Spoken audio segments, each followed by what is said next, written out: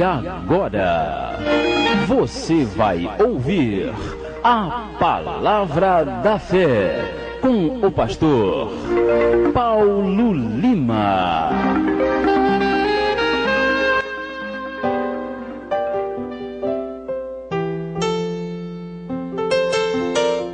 Bem, irmãos, nesse momento nós passamos para a Palavra de Deus, a Palavra da Fé, nesta manhã abençoada, hoje dia 15 de julho de 2009, é uma quarta-feira. Abra a sua Bíblia em Apocalipse 19.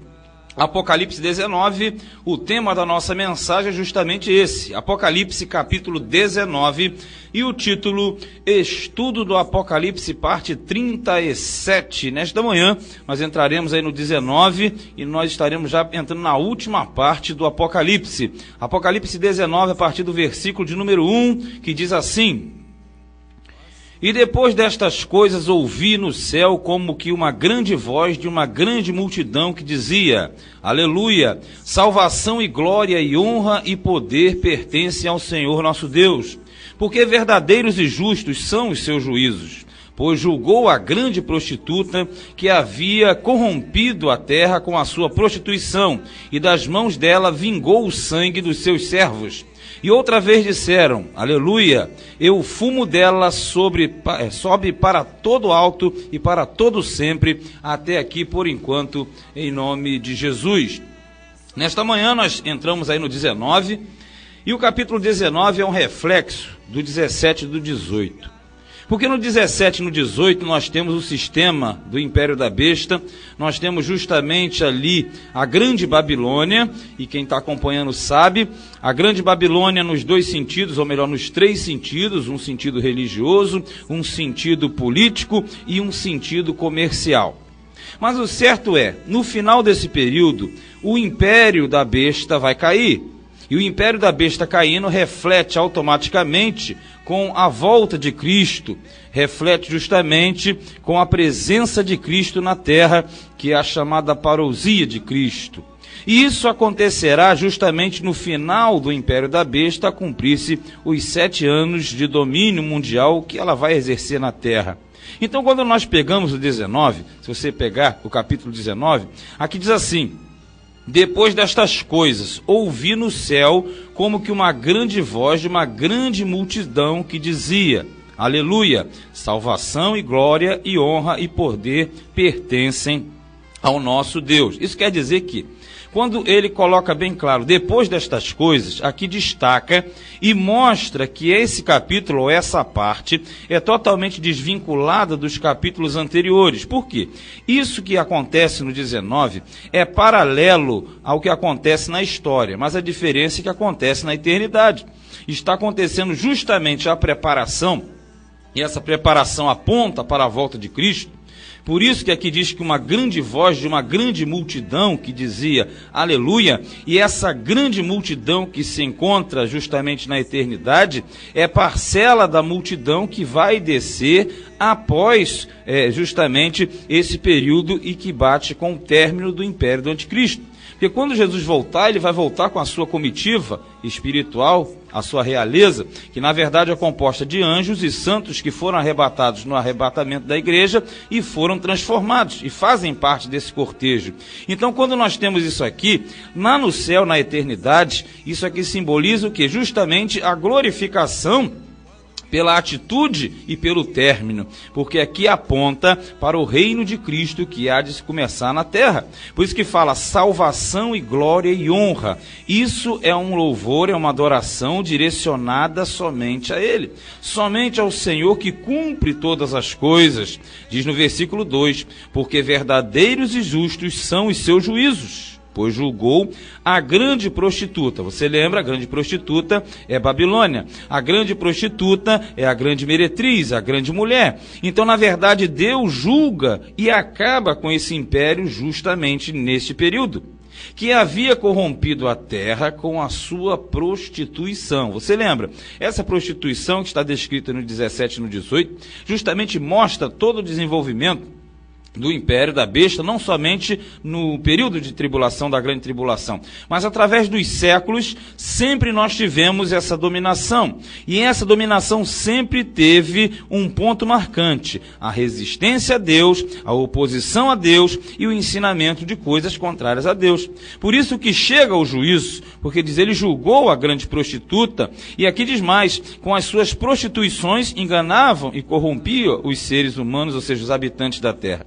E das mãos dela vingou o sangue dos seus santos. Ou seja, esse ponto é o ponto final. Esse ponto é o ponto em que todas as atribuições negativas serão julgadas. Deus há de julgar todos aqueles que maltrataram, aqueles que perseguiram. Quando fala sangue dos seus servos, foram todos aqueles martirizados através dos séculos, desde Abel, o primeiro a ter o sangue derramado por ser justo, até o último que passa pela face da terra. No número 3 diz assim: e outra vez disseram aleluia. E aleluia significa glória a Deus, significa justamente uma glorificação a Deus. É aleluia, é louvado seja o Senhor. De uma forma geral, você vai ver vários aleluias aqui neste capítulo, porque a glorificação dos seres em cima daquele que vive e reina para todo sempre. Quando ele diz pela segunda vez, mais uma vez, e o fumo dela sobe para todo sempre. O que é o fumo? O fumo é a fumaça. Aqui dá a entender a grande destruição da Babilônia. Você viu no 18, que ela chega a ser destruída, ela chega a ser impactada, de forma que você vê uma grande visão, assim como foi a destruição de Sodoma e Gomorra. Assim como foi em Sodoma e Gomorra, que a fumaça subiu, aqui também você tem um símbolo de destruição. E esse louvor, essa adoração acontece justamente refletindo no céu aquilo que começa a acontecer na terra, porque simboliza a queda de Babilônia, simboliza a queda do sistema contrário a Deus, e é sempre assim que acontece, e é sempre assim que vai acontecer. Sempre que existe uma oposição, sempre que existe uma resistência, seja no passado, seja no presente, seja no futuro, seja na eternidade, seja onde for, Deus sempre julgará, e Deus sempre terá um juiz justo, será um juiz justo. Deus sempre dará a parcela perfeita àqueles que caminham e trilham o caminho perfeito. E se nesta manhã, talvez você tenha enfrentado em frente à oposição, talvez você esteja sendo perseguido, perseguida, não importa, o que importa dizer é que a tua perseguição vai acabar, porque Deus, ele vai levantar uma grande barreira contra os teus inimigos, e ele vai abatê-los de uma forma soberana, para que você entenda que aqueles que buscam a Deus jamais serão abatidos, jamais serão derrotados, porque os que confiam no Senhor são como o monte de Sião, que não se abalam, mas permanecem para sempre. E nesta manhã saiba, assim como Babilônia vai cair, assim também os inimigos de sua vida hão de cair por terra. Esta é a herança dos servos do Senhor, que confiam naquele que vive e reina para todo sempre. Tema Apocalipse 19, título Estudo do Apocalipse, parte 37. Primeiro lugar na nossa sequência, a partir do versículo de número 4. A alegria no céu. Essa alegria no céu demonstra justamente o plano perfeito. A alegria no céu demonstra a alegria de todos os que esperavam e esperam, colocando no contexto atual, e esperam a consumação dos fatos, quando Deus vai aniquilar todo o poder, todo o principado e potestade, e vai submetê-los totalmente debaixo dos seus pés para o reino de Cristo na terra. No 4 diz assim: e os 24 anciãos e os 4 animais prostraram-se e adoraram a Deus, assentado no trono, dizendo, amém, aleluia. Olha aqui outro amém. Amém, assim seja. Aleluia, louvado seja o Senhor, louvado seja Deus, e por aí vai. A verdade é, os que estão na eternidade louvando, você verifica, são os 24 anciãos. Se você não lembra, os 24 anciãos, eles simbolizam, os 24 são 2 parcelas de 12. Os 12 patriarcas do Antigo Testamento e os 12 apóstolos do Cordeiro. Então, no total, você tem tanto o Antigo quanto o Novo, é uma plenitude. Os 4 animais simbolizam os seres viventes que passaram pela terra e na eternidade. Isso mostra que todos vão se prostrar para adorarem a Deus, que está sentado sobre o trono. E sobre o trono está o Senhor, e eles reverenciam, e eles dizem amém, ou seja, assim seja. Está cumprido e está consumado, aleluia. Quer dizer, louvai ao Senhor, louvado seja o Senhor. E saiu uma voz do trono, que dizia: louvai o nosso Deus, vós todos os seus servos, e vós que o temeis, assim pequenos como grandes. Veja bem, essa voz que sai do trono não é a voz do Todo-Poderoso. É uma voz que puxa uma adoração e uma glorificação a Ele. Você entende que essa voz sai a princípio ou dos querubins ou um dos 24 anciãos. E essa voz vem justamente para quê? Para incentivar o louvor a Deus. E você percebe aqui diz de todos os seus servos, e vós que temeis, assim pequenos como grandes. Quando fala pequeno e grande, não se trata de estatura física. Pequeno ou grande aqui é posição ou posicionamento. Tudo aquilo que o elemento ocupou ou ocupa. Porque você sabe muito bem que na vida na terra, muitos ocupam uma ou outra posição. E depois que entra na eternidade, você, para chegar aqui, você vai entender, você passa pelo tribunal dos galardões, e o tribunal dos galardões é para recompensar e também para retirar. Alguém recebe e alguém perde. Então, pequeno e grande quer dizer as diversas classes de pessoas que serão recompensadas pelo Senhor no tribunal dos galardões, para entrar automaticamente nas bodas do Cordeiro, que nós vamos ver aqui mais à frente. No 6 diz assim: e ouvi como que a voz de uma grande multidão, e como que a voz de muitas águas, e como que a voz de grandes trovões, que dizia: aleluia, pois já o Senhor Deus Todo-Poderoso reina. Aqui no céu, na eternidade, eles estão glorificando, e essa grande multidão, ela é mista. Porque essa grande multidão que fala isso aqui, querido, aqui você tem nessa grande multidão, você tem seres angelicais, seres da primeira criação e seres da segunda criação. Nos seres da segunda criação e nos angelicais você tem também divisões. Nos angelicais você tem os querubins, você tem os anjos, você tem os 24 anciãos, você tem uma parcela que está adorando. Na outra parcela você tem, nessa grande multidão também, você tem os participantes da igreja que subiram e vão descer com Cristo. A outra parcela, que é justamente a parcela que sobe durante a grande tribulação, que são martirizados, o que dá a entender que não participarão da igreja na descida. Aí tem um detalhe grande nisso aí, porque a princípio a igreja já estará preparada no período da grande tribulação, ou seja, quem chega já não entra naquele grupamento. Quem chega já está preparado para um outro segmento, a um prazo mais longo. Agora aqui, quando eles estão no céu, aqui ouve-se a voz o quê? De uma grande multidão, de muitas águas e de trovões. Todas essas três expressões simbolizam a eternidade e simbolizam a totalidade dos seres humanos de uma forma geral.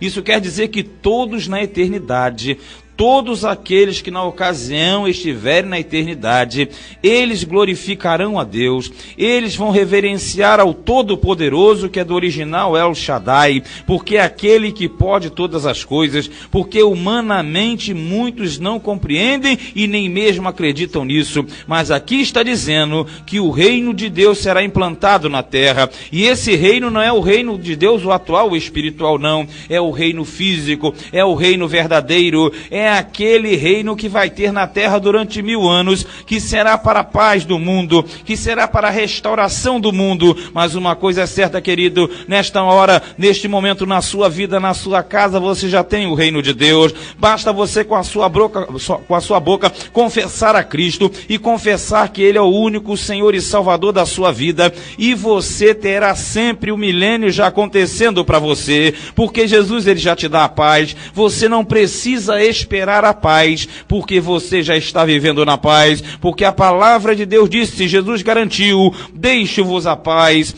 a minha paz vos dou, não vou lá dou como o mundo a dá, não se turbe o vosso coração. Nesta manhã entenda, Jesus vai voltar, mas a alegria do céu acontece antes, pelo plano perfeito, divino e agradável do Senhor Deus, o Todo-Poderoso. Tema Apocalipse 19, título Estudo do Apocalipse, parte 37. No versículo de número 7 em diante, nós temos outra parte, as bodas do Cordeiro. Aqui nós temos uma descrição clara das bodas do Cordeiro. Só que aqui, você não vai colocar num sistema de um após o outro. Isso aqui é paralelo na eternidade, enquanto o império do anticristo desenvolve na terra. Porque a sequência para a igreja é a seguinte: arrebatamento, após arrebatamento, tribunal dos galardões, após o tribunal dos galardões, as bodas do Cordeiro. Após as bodas do Cordeiro, volta de Cristo, que é a parousia, para pelejar contra o anticristo. Então, esse quadro aqui mostra que no céu, onde tem aquele regozijo, aquela alegria, você vai ter justamente o quê? As bodas do Cordeiro acontecendo. Veja comigo no 7, ó. Regozijemo-nos e alegremo-nos, e demos-lhe glória, porque vindas são as bodas do Cordeiro, e já sua esposa se aprontou. As bodas do Cordeiro, você já deve saber, é a união de Cristo com a sua igreja. Então, quando você pega nesse plano, esse plano, ele é diferente, porque na eternidade o tempo não passa. Na eternidade não é como na terra. Então, enquanto na terra a igreja subiu antes dos 7 anos, e vai voltar após os 7 anos, quer dizer, durante o período do Império da Besta, a igreja subiu, você percebe que na terra o tempo passou muito, mas na eternidade tudo aconteceu rapidamente. Então subiu no arrebatamento, passou no tribunal dos galardões, já está nas bodas do Cordeiro para descer. Então na eternidade é tudo mais rápido do que aqui. Então, na verdade, quando diz assim, ó, é chegada a hora, a esposa já se aprontou, ou seja, tudo está pronto para a união de Cristo e a igreja. E você já viu como é que é um casamento? Após o casamento, né, o casal sai geralmente, entra num carro e vai embora, não tem aquela comitiva, né, às vezes vai vários carros atrás. Então é mais ou menos isso. Eles entram nas bodas do Cordeiro, a união é feita e logo em seguida é como se o casal fosse para a sua lua de mel. Só que no caso aqui, a lua de mel que vai acontecer vai ser no milênio na terra. Porque o plano de Deus para mim e para você, e muita gente não entende isso, a igreja tem um plano diferente. O plano da igreja não é o plano para Israel, não é o plano para as nações. O plano para a igreja é fazer um povo diferente para que volte com Cristo. Por isso que é a noiva, por isso que é a esposa, para que depois das bodas do Cordeiro venha descer e venha vir habitar justamente no milênio na terra. Com os seus súditos, Cristo estará reinando. Diz aqui no 8, e foi-lhe dado que se vestisse de linho fino, puro e resplandecente, porque o linho fino são as justiças dos santos. Vamos entender. A roupa aqui dada, linho fino, é roupa de rico.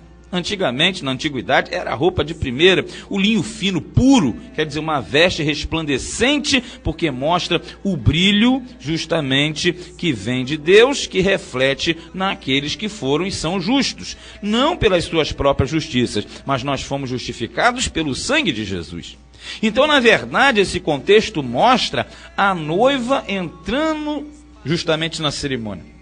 Jesus se juntando com a noiva para a realização do casamento. E após esse casamento, esse cortejo nupcial vai descer até a terra. Após esse casamento, após as bodas do Cordeiro, eles voltarão, nós voltaremos para reinarmos com Cristo durante 1000 anos e depois emendarmos pela eternidade, querido. Nessa manhã alegre o seu coração. Se você é um servo de Deus, se você realmente tem a sua vida balizada na mão de Deus, mas cuidado, fazendo realmente aquilo que Deus manda, não seguindo preceitos de homens, não seguindo doutrinas humanas, que na verdade faz a pessoa pensar que acerta e erra, não, procurando a boa, perfeita e agradável vontade de Deus. Você se prepare, que a qualquer momento, Cristo vai recolher a sua igreja fiel, e a igreja fiel estará para com ele para sempre, e nessa preparação, nas bodas do Cordeiro, para voltarem justamente, para reinarem no milênio, juntamente com Cristo, e daí para todo sempre nós estaremos com ele. Eu espero que você também esteja, porque nós somos chamados para estarmos justamente